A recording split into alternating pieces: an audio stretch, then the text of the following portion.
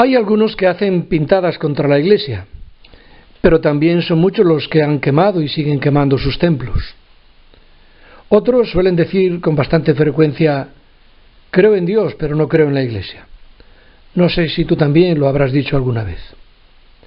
Ahora bien, imaginemos que se hace un concurso televisivo. Consistiría en comprobar quién dice mayor número de pecados, miserias y defectos de la Iglesia. Humildemente, creo que si un servidor participara en él, tendría muchas posibilidades de ganar. Creo que ganaría fácilmente a aquellos que peor hablan de la Iglesia, a los que más la critican, pues seguro que conozco mejor sus pecados, sus miserias y sus defectos. Y ello por varias razones. La primera, porque pertenezco a la Iglesia y la conozco por dentro y por fuera.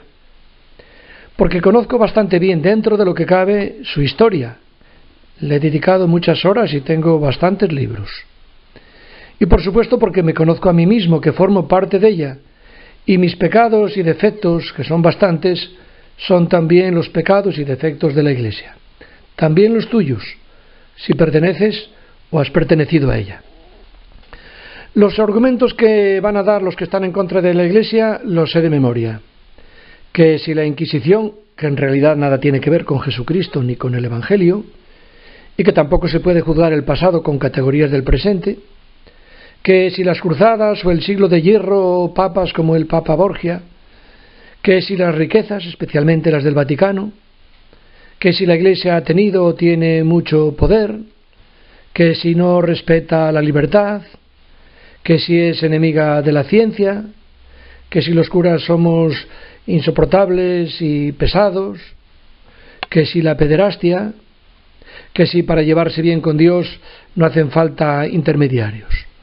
Todo eso y mucho más lo conozco perfectamente, pero jamás ha influido lo más mínimo para que yo haya dejado de creer en la Iglesia o de valorarla. Dejar de creer en ella, por eso, sería algo así como decir que los coches son uno de los peores inventos. Cuestan dinero, gastan dinero, se estropean, porque una vez me atropelló un coche, porque se mata a mucha gente con ellos, porque puede facilitar el ir a donde hay vicios. Ciertamente es mucho más lo que le debo a la Iglesia que sus defectos o fallos o pecados. Gracias a ella he encontrado a Dios Padre y a su Hijo Jesucristo y al Espíritu Santo. Gracias a ella he aprendido el camino de la vida y el sentido de mi existencia. En ella he encontrado muchos hermanos y mucha ayuda. Pero además, desde un punto de vista meramente humano, la Iglesia es una de las instituciones que más hace por los demás. La Iglesia es una de las instituciones que más favorece a la sociedad. Vamos a poner algunos ejemplos concretos. Me fijaré ahora en mi diócesis de Astorga, porque es la que conozco, pero teniendo en cuenta que las demás diócesis podría decirse algo parecido. Cuando las familias todavía se preocupaban de los ancianos, pero había algunos que no tenían quien les cuidara, y cuando cuidarlos no era un negocio, ya las hermanitas de los ancianos desamparados tenían en Astorga una residencia en la que tenían preferencia siempre los más pobres. Más tarde la diócesis abrió residencias en todas las zonas, sirviéndose varias veces de las campañas de Navidad. Así nació Hogar 70 en Ponferrada, la remodelación del Hospital de San Juan Bautista en Astorga, San Lázaro en Villafranca del Bierzo, Nuestra Señora de Castrotierra en La Bañeza, Valdegodos en Valdeorras, la Sagrada Familia en Villar de Ciervos, provincia de Zamora, y podemos añadir a esto la residencia de San Francisco en Astorga con las franciscanas del Buen Consejo, o la Cruz Blanca en Villafranca del Bierzo, dedicada a los más pobres entre los pobres. Asimismo, de la parroquia de la Encina depende el varias veces centenario Hospital de la Reina, y son los párrocos de Ponferrada quienes, como patronos, administran la Fundación Fustegueras y la residencia de ancianos de campo, cuidada por religiosas.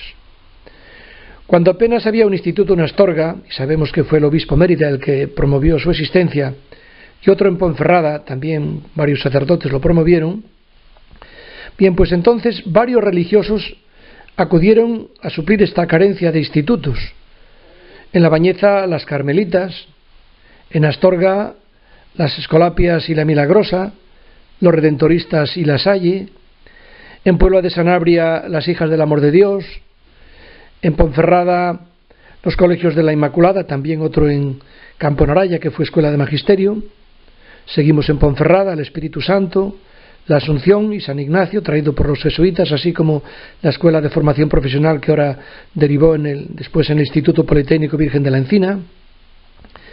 En Villafranca, en Barco de Valdeorras y Benavides de Órbigo, las Pastorinas, también en Villafranca los Paules, en Arrúa el Colegio de Nuestra Señora de Fátima, los Palotinos en Beguellina de Órbigo, las Estigmatinas en Ponferrada y en Astorga, los Padres del Amor Misericordioso en la Nora del Río, el Colegio Nuestra Señora de Fátima en Favero, el Virgen de la Peña en Bembibre.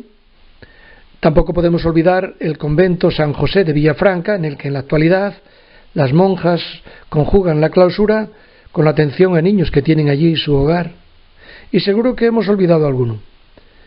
Añadamos a esto los colegios diocesanos, Seminario de las Ermitas, zona de Orense, Seminario de La Bañeza, Colegio Juan XXIII de Puebla de Sanabria, zona de Zamora, Colegio Pablo VI de Arrúa, Orense, Colegio San Andrés de Vega Espinareda en El Bierzo. Todos estos centros educativos hicieron una impresionante labor en las distintas zonas de la diócesis.